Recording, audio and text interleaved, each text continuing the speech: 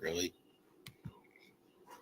One of these years, I'm going to get that right. Thank you, everybody, for joining us here. It's Wednesday night, so it's absolutely time for the Ravori Sports Podcast. Like and subscribe to all of our social media content here. So thank you very much for joining us here on Wednesday. So, obviously, this is the last day of 2025, heading into 2026. Happy New Year to everyone out there. In a few hours here, we're going to have 2026 come in. Always take 2026 as the new year as a chance to be out there and reset things and look at things in your life. You know, I know like those of you out here watching this, football fans are younger than me, probably want to go out party or have a good time or something like that. But also, too, as you get older, like you reflect on the year, things that we have done as well. Look at this now, 900 followers on X, 91 followers, 91 subscribers on YouTube, 1,000 video mark. This is the 1,000th video, 35,000 total views as well. 208 followers on Facebook as well. 151 followers now on LinkedIn, just the LinkedIn page, not my personal LinkedIn, which has more than that, but 150 followers now on LinkedIn as well. 700 views on Ravori Sports company.site as far as for products as well. Also, too, we have where's the other one?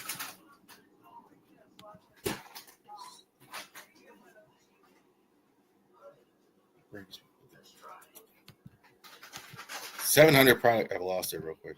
700 product views on their on the Ravori Sports company.site page as well.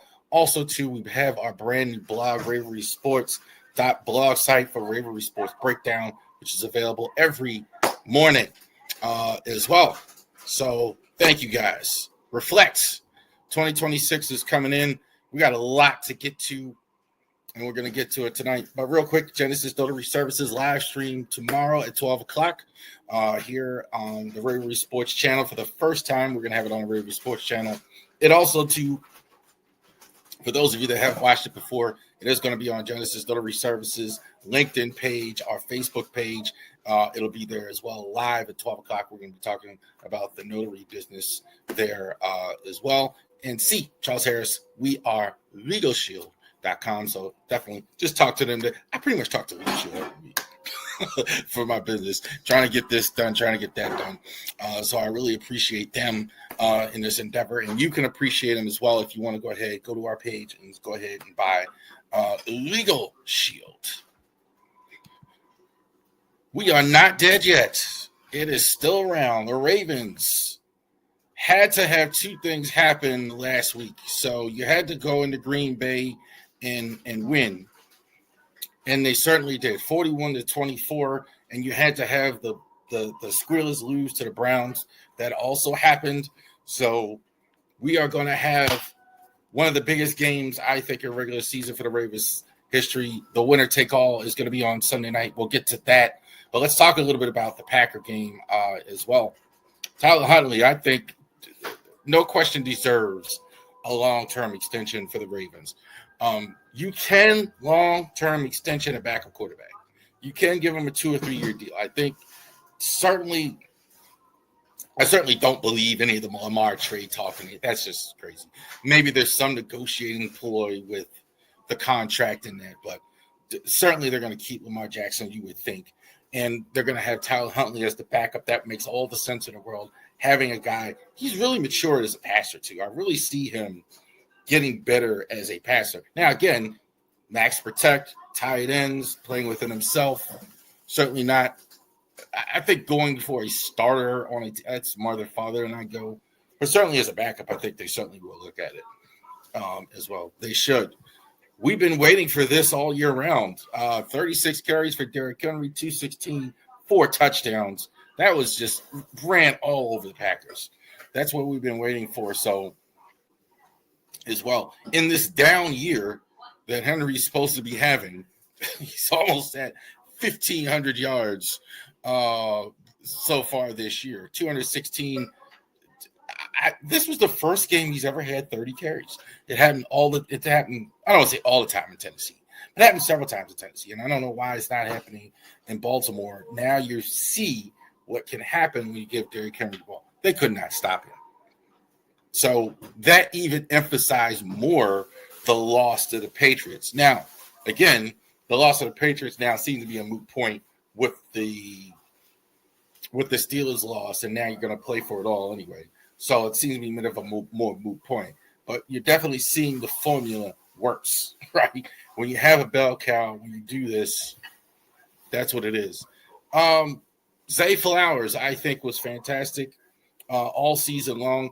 4 for 30, 1 TD, not a lot of passing yards. Clearly, he's the guy they look to in the pass game.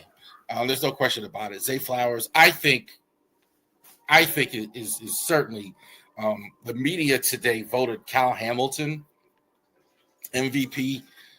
I'm having a hard time not picking Zay Flowers. There's still one more game left. We'll see. But Zay Flowers, I thought, has been fantastic. Getting in the end zone. He's like, especially it's even more pronounced with the lack of production of Bateman, who again was on the injury report again today, and with illness, and D-Hop.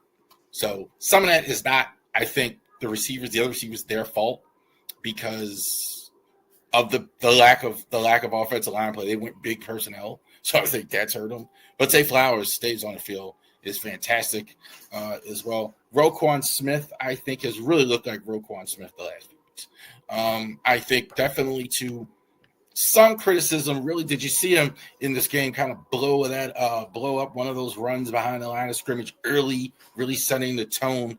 To me, he's the leader, and you could see it when he plays well. The whole thing, they play better in this game. There was no Jordan Love. Malik Willis played well. 18 for 21, 288. Got knocked out of the game, and that pretty much knocked the win out of their sails as well. Will Malik Willis become a starter somewhere? I don't know about that. I think it's possible. I worry if he can hold it physically. That's the only thing. Certainly, he's played well enough to give consideration. That's for sure. Pretty much no Packer run game. 4 carries, 3 yards. Malik Willis, if there was anybody running the football, it was that. Josh Jacobs didn't look right to me. Didn't play him much. He's better back than that. He really didn't do much as well. Christian Watson, I think the Green Bay receiving core is pretty good, I think. The problem is they don't really stay healthy. So I think that's always been the issue with the Green Bay receiving core. Romeo Doubs, Jalen Reed, good receivers, but they have trouble healthy. I think Watson is the best one. First time in a long time, the Packers have had a receiver over 100 yards, 5 receptions, 113, 1 TD in this one as well. Their offense looked okay. Especially with Willis played well. They didn't run the ball with either it was a lack there for Rove or a lack of game plan. They really didn't run the ball as well. Quay Walker, I think, looked like to me, in the absence of Micah Parsons, the best player on the field on defense. Very good tackler. I think had 6 tackles in this game, 1 sack. That defense looks completely different without Micah Parsons. Like not even close to as well. They couldn't stop the run, obviously. They didn't have a lot of pass rush. Secondary not terrible, but they just had no answers. The Ravens, like anytime they wanted to run the ball, push them out the field. Their own coach even called them out in the middle of the halftime when it was asked about the reporter during the game. Hey man, you rarely see a coach actually do that when Matt LaFleur was asked the questions. 41-24 final score. Ravens actually needed it, had to have it, got it. 41-24 over Green Bay. Real quick, Green Bay. Green Bay's probably better off just shutting this down for next week. I think that's probably what they're going to do. They're going to be on the road in the playoff game. They're probably waiting for the winner. However it turns out in the West, and it may turn out several ways, still probably Bears or we'll go over that a little bit too, but probably Bears or Seattle-ish, San Francisco, whoever comes out of that for them, whoever wins that, that's possible, whoever gets that. No. Seattle gets the 1 seed if they win. San Fran gets the 1 seed if they win. So you're probably waiting for the Bears, Eagles. That's probably what's waiting for Green Bay as well. They should rest up. They should rest up. Very close, all these teams in both conferences as well. So there's a lot of layers here. Obviously, it's Steelers week. So obviously the best week to always beat the Steelers. So that's out of the way. But there's just more here than just what you're seeing on the screen. Ravens 8-8, 9-7, and obviously outside of the obvious, the AFC North title to the winner of this game in the playoff. The loser will not be in. The winner will be with the AFC North title. So more than even that of the obvious. There's so much here before I even get to the game itself. Is this the last time we see John Harbaugh as the head coach of the Ravens really on the hot seat? Maybe less so. I think the outcome of the game maybe means more to him. Tomlin, for the first time I've ever heard it now, talk of him leaving Pittsburgh after this if he's not successful as well. Talk of him going to TV. Maybe they're not extending his contract. Aaron Rodgers could be retiring after this game as well. We had the Preston article last week. Lamar was at practice today. Will he start? Is he going to play? Is it going to be him or Tyler Huntley? J.J. Watt, considered a long shot. First thing he said was limited today at practice. So he's going to, for sure, I think, going to do everything he can to give it a go. Because this is the whole thing here. The winner, this is essentially a playoff game in a regular season. The winner actually gets all, this is why they call it a winner take all. The winner gets everything. They're going to the next round, going in the playoffs. The loser is not going to go anywhere. They are eliminated as well. So could be regime change, quarterbacks, 2 star players on the bit banged up, not to play. Aaron Rodgers may retire. This is a lot here. This is a lot here, and there's a lot outside of the obvious that could be on the line outside of the AFC North Championship. So let's talk about the game. Who starts for the Ravens? I have no idea. I think after the game, we kind of assumed Tyler Huntley would play, right? And then, but Lamar, he was running out of practice today. First day of practice. John Harbaugh seemed very confident. So I'm not sure. I do think we need to stop the talk that it's going to be Tyler Huntley if Lamar is healthy. That's not going to happen. It's going to be Lamar Jackson. So Lamar Jackson is going to play if he can play. There's no question about that. So let's not. That's kind of silly. That was kind of silly. I mean, respectfully to Tyler Huntley, who has been, who I think is playing the best he's ever played. It's going to be Lamar Jackson if he's healthy enough to play, which is possible now. Derrick Henry, 1469, 287, 16 TDs. This is a down year for Derrick Henry. You wouldn't be 8-8 if you used the formula that you saw against Green Bay. We're all thinking that, obviously, running the football. Stop telling me, and I don't want to hear one more person complain about the line. I don't want to hear that. You run the ball with this guy. This guy's a monster truck. Doesn't matter. Have it in his hands, 20-plus carries, no question about it. If you want to win the North, but the heat that would be on him would be enormous if they went away from Derrick Henry in this game. You almost have to do it as well. Zay Flowers, I think, is fantastic. 82, 2 straight years now, the Ravens for the longest time didn't have a 1,000-yard receiver. This is their first homegrown receiver now with 2 consecutive 1,000-yard seasons. Probably go over 1,100 yards in this game, 3 touchdowns. 3 touchdowns over the season. Zay Flowers, I think he's been most of the pass game for the year. There's a new sack leader for the Ravens, whatever that's saying, Travis Jones.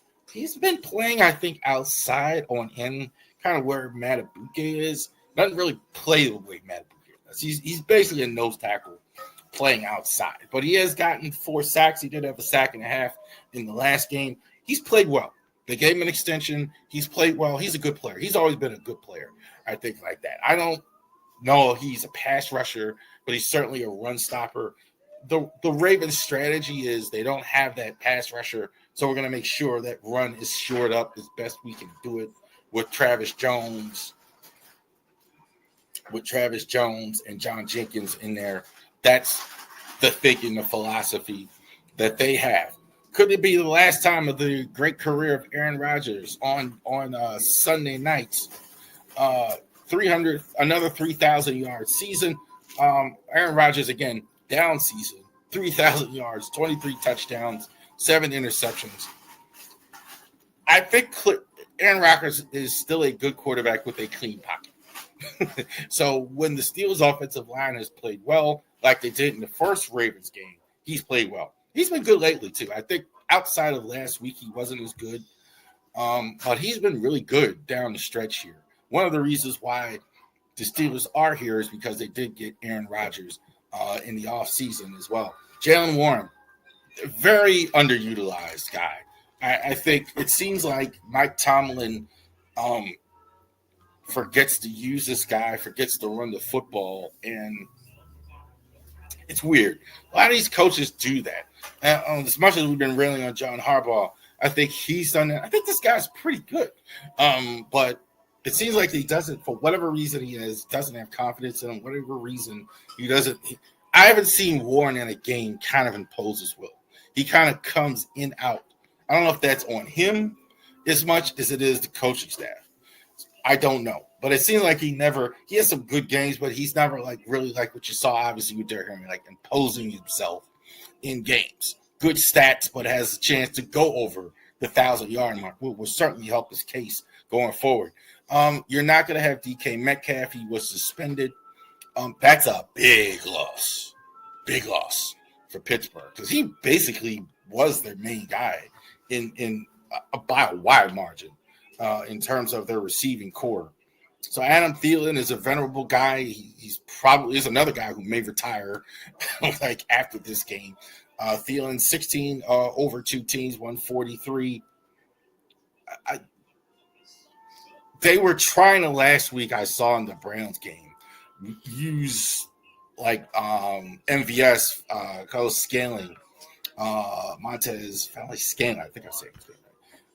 Like Metcalf, that's not what he does. You need to focus here. I think if you're Aaron, this guy's obviously not chain mover. Get the ball forward as well. Not going to have Darnell Washington, the tight end as well. That's been so successful for them as well. So they're missing some pieces here in the last game that means so much. I don't know if TJ Watt is going to play as well. Limited in practice today, considered a long shot for the game. Highsmith is going ahead and matter. I need the charger. What percent are you on? Here. I'm going to bring my charger back. And that will be on the podcast. Daughter's still in my charger. Anyway, 8.5. Yes, it will be on there, true. 8.5 sacks a year for Highsmith. Why? I don't know if he will play. Everything I know about Watt, if there's a small chance he can play, he's going to do everything to tape himself up and go in this game. That means absolutely everything for the Steelers and probably the future. This could be, I can say the loser of this game may be going through a major transition in both. So this is a lot. Derrick Henry, X Factor. Boy, if I got to watch Harbaugh on Monday at the presser, the end of the year presser say, man, the game went to, I'm going to strangle somebody. Like, go to Derrick Henry, use your Hall of Fame running back. I don't think there's any other option on offense. Personally, I don't care if Lamar plays or not as well. Mike Green, you got to see a little bit more as well. 3.5 sacks over the year, lost the lead to Travis Jones. Got to see a little bit more from Mike Green, I think, as well. I think going forward, 2025, and we'll get to that, obviously, once the Ravens are eliminated. But I do think they're probably going to use him. They're going to have him do some work in the offseason as well. But they're going to need him in this game. Aaron carved you up in the first game because you didn't have pressure on the QB. All right.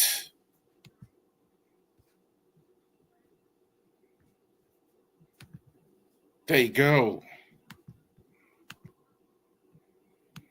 All right, comment section. I'm taking the Ravens. I know it's a mistake. No, it's not. Ravens will win the game on Sunday night, Kenny. And I hate Rodgers, though.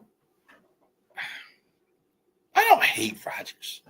I don't like him in a Steeler uniform. I don't like any of those guys, Steeler uniform. But I don't hate Aaron Rodgers. I think Aaron Rodgers, the career he's had, I think deserves a lot of respect. Good. I hope you're right. I am right. The Ravens will beat the Steelers on Sunday night. I've been saying it to anybody who doesn't even know about football. I was at the supermarket today.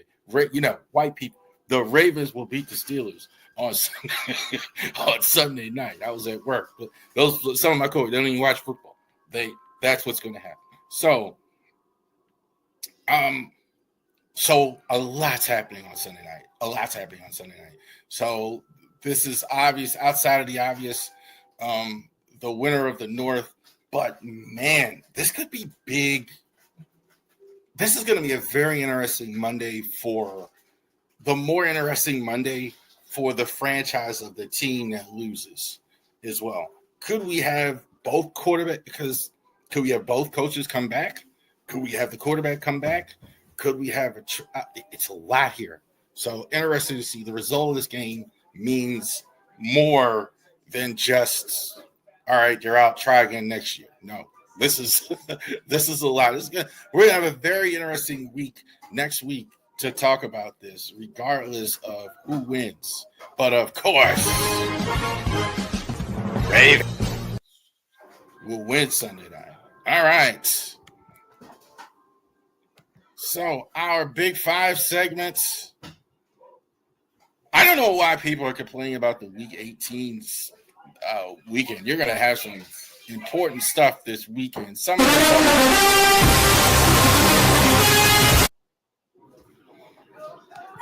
of it's decided, but some of it is still up in the air.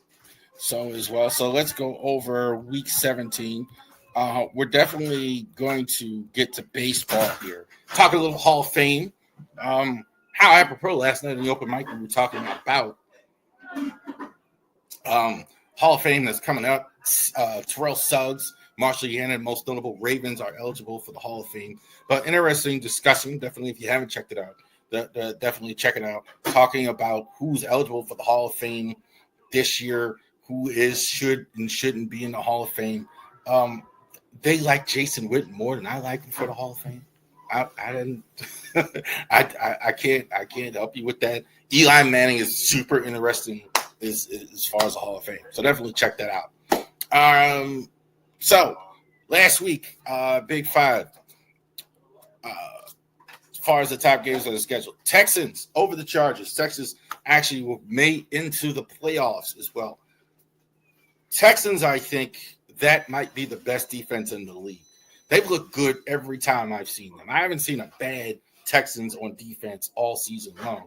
Offensively, they don't always show up. Defensively, they're going to be in every game.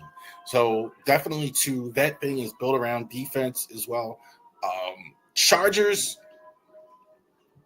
I don't think too much out of the loss. I kind of put them in San Fran in the same category. The fact that they're there is incredible considering all the injuries they've had. Chargers, they'll be in the playoffs as well, so they'll get another shot.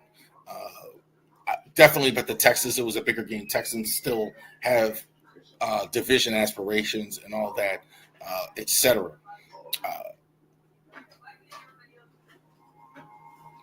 Seahawks and Panthers as well. Seahawks just have a better football team than Carolina does. Carolina still has a shot to win the division. We know what the formula is. Seahawks, I think, are a complete team. It's just, do you believe in Darnold at quarterback?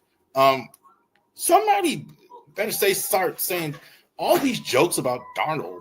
He's been pretty good the last 2 years. Like, let's give him some respect. This team might wind up with the number 1 seed here. So let's give Darnold, let's absolutely give Darnold some respect. Eagles and the Bills. I kind of didn't think anything differently of either team. We know how good Josh Allen is as well. Not his best day, and so the Bills didn't win. Eagles, I don't know what happens to their offense sometimes. They just kind of don't have it all the time. I don't know why. I don't know exactly what's going on with A.J. Brown and Barkley. It seems weird. I don't know exactly what's happening. The line isn't as good, but they won. So I still think the Eagles can absolutely win the Super Bowl. No question about it. I definitely think Josh Allen, if you have him on the field, you have a shot. Absolutely outstanding game. The Bears and the 49ers. The 49ers, to me, are they're unbelievable. Their offense doesn't really look like they missed a beat at all. Kittle didn't play. Purdy was outstanding in the game. Caleb was, I think, decent. Not as good as Brock Purdy. McCaffrey was outstanding. Ricky Pearsall, I think, is an excellent number 1 receiver, even without Ayuk. They didn't have Trent Williams. And they scored 42 points with a bunch of guys. The job Robert Saleh is doing is fantastic, considering that as well. Bears defense is still, to me, a bit of a fraud in some ways. It's not consistent every week in terms of what they do as well. Did I get them?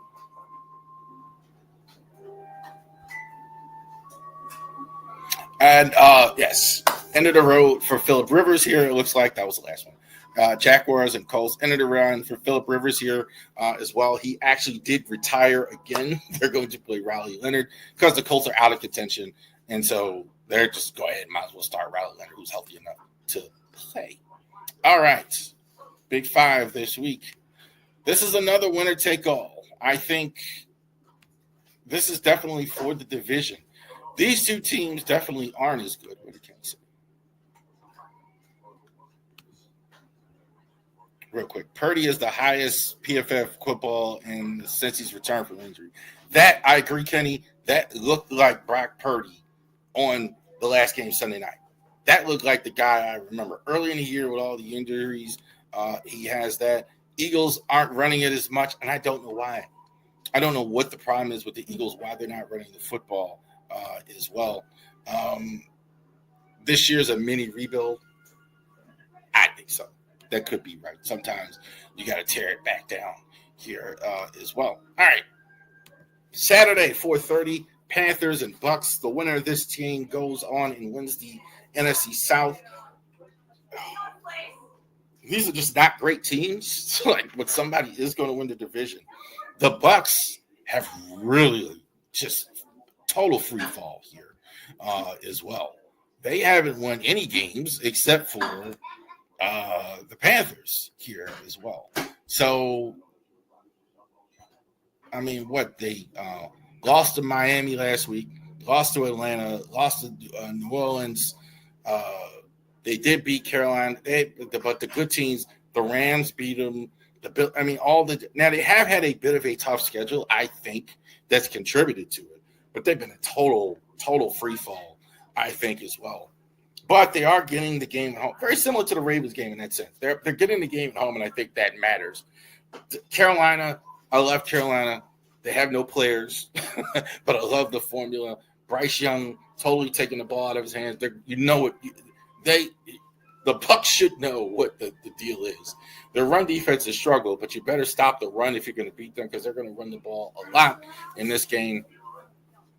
I'm going to take Carolina in this game. I am. I think I know what I'm getting with Carolina. They are going to run the football. I think they are going to show up. I think they were overmatched, against the Seattle team last week. The Bucs have just – I can't do it. I mean, they've really just not shown up. They could have really used that win last week, and they were lucky that the Panthers lost. So I think the Panthers actually win the South. This one, big stakes in this one. The 49ers and the Seahawks. And this one, the winner of this game gets the number 1 seed in the NFC. So especially for San Fran, like it was mentioned in the broadcast last week, San Fran wins this game, they get to put the suitcases away. So they're going to have the home field throughout the whole NFC, and the Super Bowl is in San Francisco. So if they can win this game, they can do all of that as well. The Seahawks, I think, have a better team than the Niners do. But I got to tell you, I'm getting tired of picking against the Niners all season long because it doesn't make sense in terms of, I mean, I hate to keep saying that, but it just doesn't make sense on defense, especially how you keep pulling this off. Last week, no George Kittle in the game. No Trent Williams, your best offensive player. They scored 42 points. They were dominant. Last few weeks, 49ers, 42, 48, 37, 26, and 20 over a good Panthers defense, 41. They're scoring. So it's that's the one thing as well. Defensively, even with the deficiencies, it hasn't mattered because they're scoring so many points as well. Baker's shoulder is not right, and I don't believe in the Panthers. I'm taking Tampa, though it's crazy. And if we go position by position, I think the Niners are in this game. Purdy, CMC, the best quarterback, a running back, one receiver is way better. Seattle only has JSN, better tight end. I'm taking the Niners. I'm taking the Niners, not just because of what he said, but the Niners, I think, their offense is incredibly underrated. They are really scoring a lot of points, and that's why I brought up all those scores, because they are just scoring a lot of points in these games, and that is it.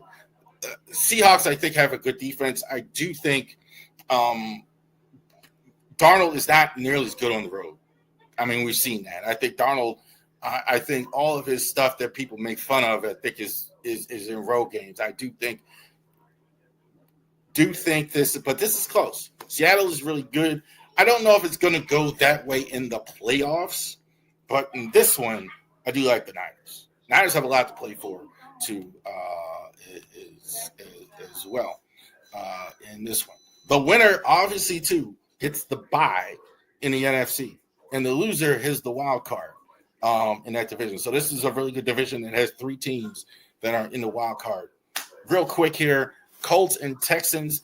Texans still with a little bit to play for. They eliminated the Colts last week, so this could have been for more. But the Texans did go into Los Angeles and win. So the Texans are already in. They still can win the division if the Jags lose and they win. Jags are unlikely to lose. They're playing Tennessee. They should win. But there is something to keep an eye on here with the Texans as well. Colts, get rid of Chris Ballard. Get rid of Chris Ballard. He's not a coach as well. Robert Saleh is a true factor in the game. He made lemonade with lemons this year. Warner, Bosa, first-round pick, tight end from Georgia. I think that's putting it mildly. What you're saying that Saleh and Kyle Shanahan made lemons without lemonade. They're gonna have they might have the number one seed with the most injuries in the league. Let that process. They've had the best in a better NFC than the AFC. They're gonna have three teams in that division win double-digit games, and they're going to have the number one seed overall. Impressive. Former DC has made the Texans a force. Absolutely right. Dolphins and the Patriots. Patriots, again, unlikely to go ahead and win the number one seed. They can get it if they beat the Dolphins and a Denver loss as well. So definitely something to play for. This is going to be going on at the same time as the other game. Dolphins, I'm kind of thinking this is it for Mike McDaniel. Some people think he's going to stay. I do think they just might as well tear it down. They got rid of Chris Greer. They're going to bring in a new GM. I don't think there's a reason to keep Mike McDaniel around. I think, as well. Patriots win this game. I think they need to. Dolphins really don't do well in cold weather late. Broncos and the Chargers. Broncos have everything to play for, so a lot of those guys are going to be playing. They're going to be playing for the number one seed which is they're going to have the bye. Now, 7 teams in the playoffs, 1 bye, huge. Broncos, I think, do win this game. Chargers, I think, are going to be resting players as you should. You're not going to win the division. You're not going to get the bye. You're going to be on the road. You want your team as healthy as possible. They've had a lot of injuries this year. Broncos have everything to play for as well. Chargers also, too, I don't think you want to show them too much. I think their game plan will be vanilla as well. There you go. Mike McDaniel's probably on his way out back to the Niners. That's very possible. Very possible that he could be on his way back. I think Miami fared better with a healthy Tyreek. I don't. I think they're about, and with all due respect to Tyreek, I think he's about 7-9. I think that's where they live. All right. Thank you guys for that. And definitely to the last Big Five of the regular season that we have. So definitely check out all the games as well.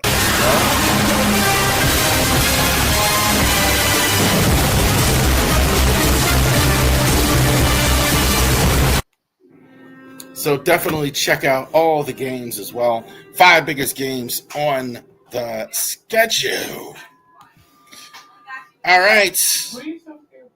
Talk a little bit about this. This one's already going on. College football playoffs as well. And I'm even going to check the score. So Miami and Ohio State, Carson Beck leading, former Georgia Bulldog quarterback, leading Miami into Ohio State. Against Ohio State, that game is going on right now. And again, it didn't do right. 14-0 by the Hurricanes. So definitely I'm going to be checking that out once I get off of here. I'm sure some of you are split screening right now. Like Miami and Florida and Ohio State. Ohio State is the real deal. I think this is a fantastic football team in all areas. I don't think they're as good as Indiana, as much as the media will keep telling you that. Ohio State, they have players at every level. I think their quarterback, I think it's possible he could have won the Heisman had he won the Big Ten title as well. Salin, I think, is still developing. I think he's definitely could be a top 10 NFL quarterback at some point. They're loaded everywhere, especially on defense and on offense as well. Miami, I think this team is way better than what they're getting credit for. I think there's so much bias against the ACC. So they're winning this game. I don't think they win this game despite of that. I do think they come around. The coordinator leaving, Hartline, has hurt Ohio State, though. I think that's a thing, having to turn it back over to Ryan Day. So interesting to see how that goes. Orange, no. Oregon and Texas Tech in this one. Again, 2 outstanding quarterbacks as well. Definitely, I think Mendoza is going to be the Heisman Trophy winner, is going to be the number 1 pick in the draft. So there's no question about that as well. But on the other side, Brendan Morton as well. So he's had an outstanding season as well. He's about top 10 as far as the draft and all that goes. Texas Tech, it's kind of harder for me to get with Texas Tech depending on that. Simply only because of the way they play. That spread stuff, lots of wide receivers, lots of you could kind of do that in college. Kind of like the old BYU. That's when I see that as well. Oregon hits in the mouth. I don't ever see year over year a team with better size than the Ducks. They usually have you got it, brother. They usually have the biggest players. They have all that film night money and everything going on. So that's absolutely the case with them, where they have all. This is grown men on that side as well, and also too. I think maybe you have the best quarterback in the country, Dante Moore. So I like Oregon in that one. Indiana and Alabama. I think the Hoosiers are going to show everybody who it is. So many people are picking Alabama in this game. They're totally wrong. Indiana is fantastic football team. They obviously got the guy that won the Heisman Trophy. They have a lot of offense on their team. Look, all due respect to we know they have five. Kalen DeBoer has 5 stars on Indiana. Everybody also points to the schedule that Indiana had to hit those schedules. Somebody also needs to check out the margin of victory in those games as well. Teams did not come close to beating Indiana. The only ones they played Iowa, who was in top 25. You played Oregon. They won at Oregon in the top 5. Everybody else you played, it was not close. Maryland, Penn State, I think, gave them a little bit of trouble, but they rolled them. So I like Indiana in this one as well. I don't love Ty Simpson as much as other teams do. I think you look at the roster of Alabama as well. They're really good, obviously, but I like Indiana. I like Indiana in the Rose Bowl. Sugar Bowl, and how apropos to SEC teams in the Sugar Bowl growing up on New Year's Day. Ole Miss in Georgia. Definitely sounds like a cool race car driver, Gunnar Stockton, as well. So I like Georgia in this game. Lane Kiffin already actually showed the door as well. I think this is going to be pinball wizard right here, the way Chris Berman would call it. 45, 55, lots of points in this one. And so I like the Sugar Bowl champs. There you go. All of those games are tomorrow. Michigan and Ohio State, I don't need to tell out what's going on right now.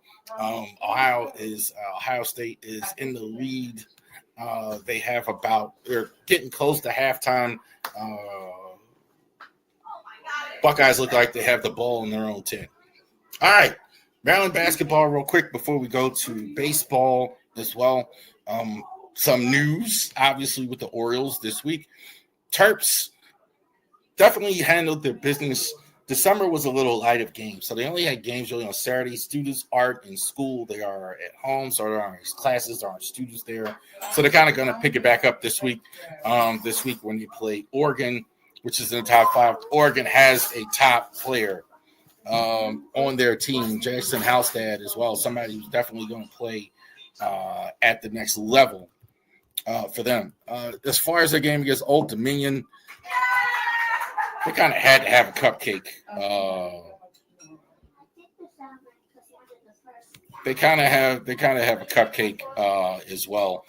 Old Dominion, they have some guards that were pretty good, but Maryland just really easily handled them in this game. Maryland is really struggling to find a rotation as well. I thought Dickie Colt is their main guy. Pharrell Payne, they did let it leak during the broadcast. He may be back with an ankle injury. He looks like he has an ankle injury, so he may be back in like 2 weeks. So hopefully they can get Pharrell Payne back because he's probably their main guy. But they're just really mixing and matching. I can see, though, he's trying to play defense. And I mean that respectfully.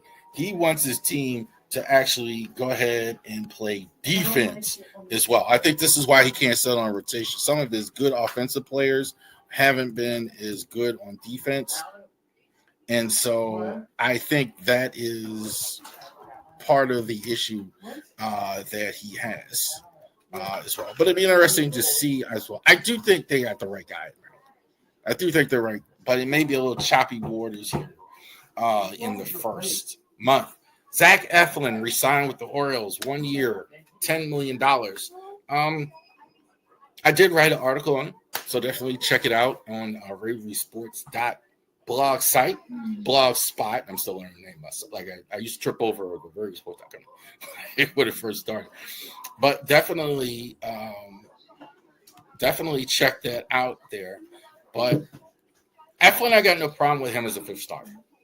Obviously, we want a Ranger Suarez. Obviously, we want a Framber Valdez. Obviously, we want that. Short of that, I got no problem with this. Actually getting Zach Eflin on your team. Getting Zach Eflin. Let's see. And I'm going to leave you up there this time. So I'll take it down. All right. So I got a problem with this. Eflin, I think the only issue he had is can he stay healthy? Because he was injured last year. This is a good pitcher when healthy. To have Zach Eflin as a fifth starter is okay with me. It's okay with me. You want more, but short of getting more, it's also imperative. You've now pretty much, you don't have anything in the minor leagues to bring up right now. You really don't. You traded away Michael Ferret. You traded away Jackson Bromster. You traded away DL Hall, Grayson. So, like, you're going to have to sign a vet for a fifth starter. So, I got no problem with this as well. It'd be cool if we still start a starter. I'm kind of thinking that it's not going to happen. Like, because I think if they wanted to sign Valdez, I think he'd sign with the relationship he has with Mike Elias. All right. So I did want to make sure I had a few minutes because this week we've been talking about the Hall of Fame, and so we're deeper in the offseason. Now, it's interesting. You know, like this point of the year with baseball, there is not as much going on as well. So we talk a little about the Hall of Fame. Next week we're going to talk about 20 greatest players of all time before we get into our top 10 list at each position and all that other stuff. But that said, let's talk about the Hall of Fame. So this is going to be like the segment like we had for the Ravens there as well. So what guys are going into the Hall of Fame, Orioles Hall of Fame, retired jerseys, all that stuff. It is a longer, I made sure I had at least 15 minutes because it is a longer list of Orioles Hall of Famers as well to go over. Now, this list, some of you, this is basically guys that have ever worn a uniform. I think we got everybody. And forgive me if we forget one. Forgive me because it's a longer history than the Ravens. But we got everybody who ever wore the uniform. So there's some of them obvious that we think of, but these guys are in the Hall of Fame that have worn the Oriole uniform at some point. Okay, so keep that in mind. Some of y'all might say, "Hey, that's it." Brooks Robinson, Frank Robinson, Jim Palmer, Cal Ripken, Eddie Murray, the Moose, Mike Mussina, Roberto Alomar, Luis Aparicio, the Weave, Earl Weaver, Harold Baines, Vladimir Guerrero, Reggie Jackson, George Kell, Tim Raines, Rock Raines, Robin Roberts, Lee Smith, Jim Tomei, Hoyt Wilhelm. Also, too, I think I already got Weaver, Pat Gillick, and Lee McPhail. All right, so some of these early are obvious. Some of the greatest Orioles ever: Frank Robinson, Brooks Robinson, Jim Palmer, Eddie Murray, Mike Mussina. Debate if Alomar is the greatest second baseman the Orioles ever had. Certainly, if you look at one of the all-time players, I think that's the same argument you kind of make with Shannon Sharp. Like, was he a great Raven? Only here for a few years, mostly a Broncos, whatever. I think that's a excellent argument to make there. Some of these things on the second page, some of you didn't know maybe that they were Orioles. Like Tomei, not that long with the Orioles. Vladdy Guerrero, not that long with the Orioles. Harold Baines from Maryland, long-term, the Orioles. Lee Smith, I think probably outside of Mariano Rivera, one of the greatest closers of all time. Pat Gillick, Lee McPhail, great success in the front office. Current active players who have a shot to get in. So I think Manny Machado, Craig Kimbrell, Gunnar Henderson, Pete Alonso. Gunnar, maybe it's a little early. Alonso, I think, is a bit of a long shot for the Hall, but I do think they have a shot. Manny, I think it's not a long shot. I think Manny definitely has a shot at getting in to the Hall of Fame. Kimbrell, I think, statistically may get in, but not a really career Oriole. Possible names retired that might get in. I think Mike Markakis is on the ballot. So is Matt Wieters, long shot there.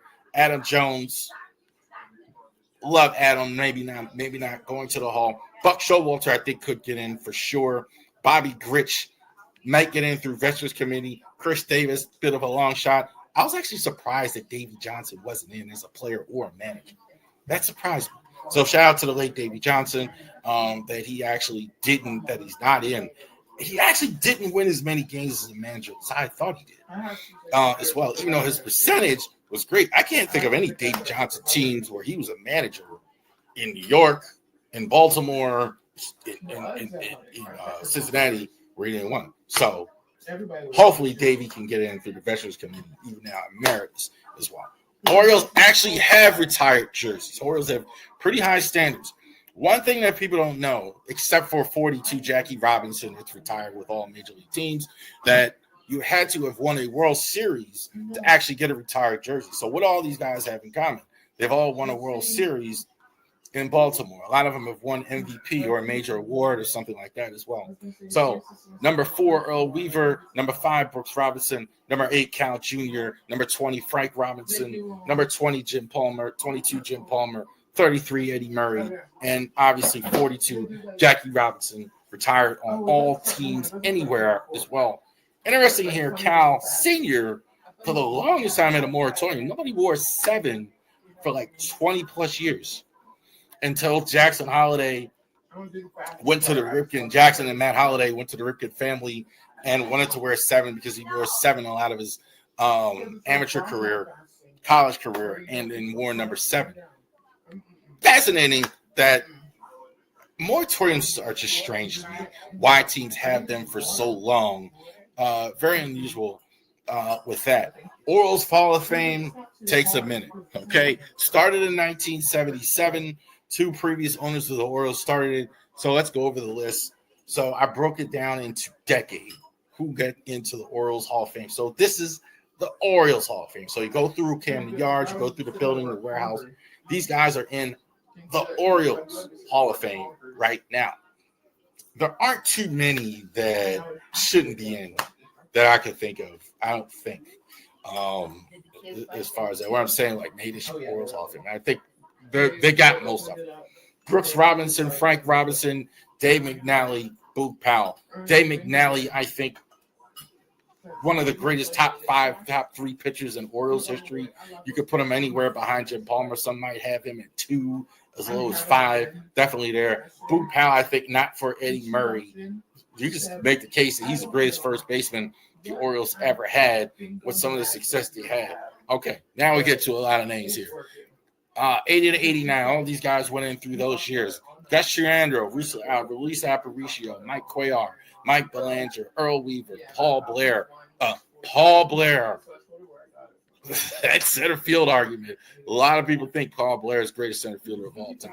Paul Richards, Milt Pappas, Jim Palmer, Ken Singleton, great DH. Great. I think of one of the guys I think about the DH position, Ken Singleton as well. The B, Al Bumry, one of Roberta's favorite players. Roberta's my mom. I always talked about how great a player Al Bumry was as well. One of the great center fielders. Steve Barber in there as well. The 90s. Who got in? Jim Gentile, Dick Hall, Stu Miller, Hank Bauer, Scott McGregor, Hal Brown, Gene Woodling, Don Buford, Mike Flanagan, George Brandberger, Chuck Thompson, Barry Hoffberger, Billy Hunter, Cal Sr., Henry Dalton, Rick Dempsey, Davey Johnson, Bobby Grich, Lee McPhail, Lee May, Frank Cashin, Eddie Murray. On this list, Chuck Thompson, I think, is the voice of the Orioles for so many people. Certainly was for me growing up.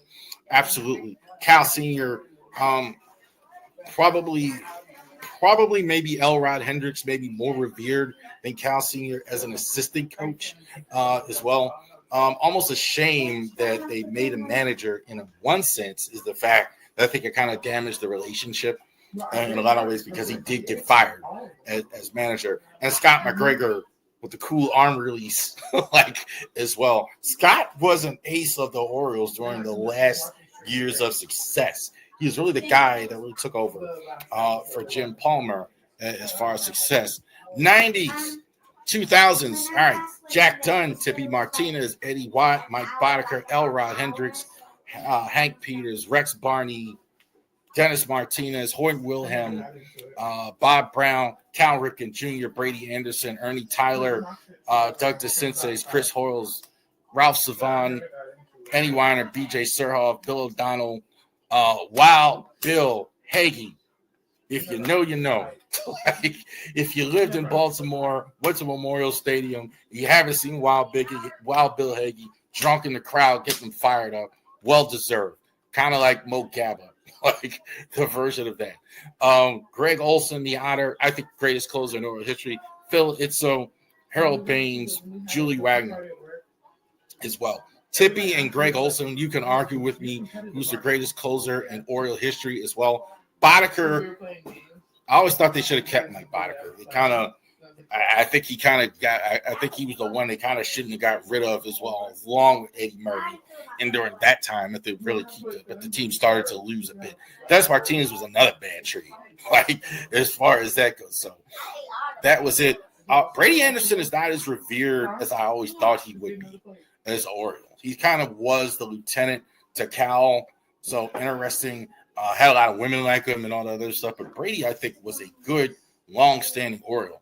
So it's interesting with that. Doug DeCinces was also to mention, great player that he was in the 70s as well. So outstanding stuff for him as well. But Wild Bill, hey, there you go. Lenny Johnson, Johnny Oates, Ray Miller, Rashi Banzels, Mike Bordick, Rich Dower, Mike Bucina, William Yost, Roberto Alomar, Don Priest, Melvin Mora, John Lowenstein, Gary Renicky, Frank Ullman Sr., Brian Roberts, Fred Manfra. All right, so Johnny Oates was a manager of the Orioles. Shout out to him. So was Ray Miller. Ray Miller, again, kind of like Cal Sr., we more think of him as the great pitching coach more than the manager. I think that's definitely him as one of the greatest, if not the best pitching coach the Orioles ever had. Definitely as well. You won't find a nicer guy than Mike Bordick. Mike Bordick is a classy performer. I think he got a tough job having to replace Cal Ripken, the shortstop, as well. So that was tough to do. The Moose, I think, always should have stayed here in Baltimore. Roberto Alomar, one of the greatest players. Melvin Mora, fantastic. Good during a tough time. I interviewed Derek Lewis for Maryland Terps. It was kind of like that was Melvin Mora. Like during the rough years, Melvin Mora was still there. Lowenstein and Renicky together, the left field platoon, maybe one of the best ever. Brian Roberts, certainly, again, second base argument. You can put Brian Roberts there as well. And most current, Mo Gabba, Mike Devereaux, J.J. Hardy, Joe Angel, Terry Crowley, Nick Markakis, Dick Bowie, Tom Davis, Adam Jones, Joe Orsolak as well. Mo Gabba, I think, is the fan. The late Mo Gabba is probably for the Ravens and the Orioles a tremendous symbol of what an Oriole fan should be. So no problem with that. Nice to see Devo in there. Devo, I think, was an underrated Oriole as well. J.J. Hardy, solid offensive player, solid all-around player as well. Wave it goodbye, Joe Angel, one of the great announcers as well. Nick Markakis, maybe not quite Hall of Fame worthy. Tom Davis was the update guy on Home Team Sports forever. And Joe Slack, as my brother used to put it. And Adam Jones, I think, might be the greatest center fielder in Orioles history. There you go. Good to look at that. Thank you guys for joining us here for the Ravori Sports Podcast. We'll see you after the Ravens' victory over the Steelers. Have a good day.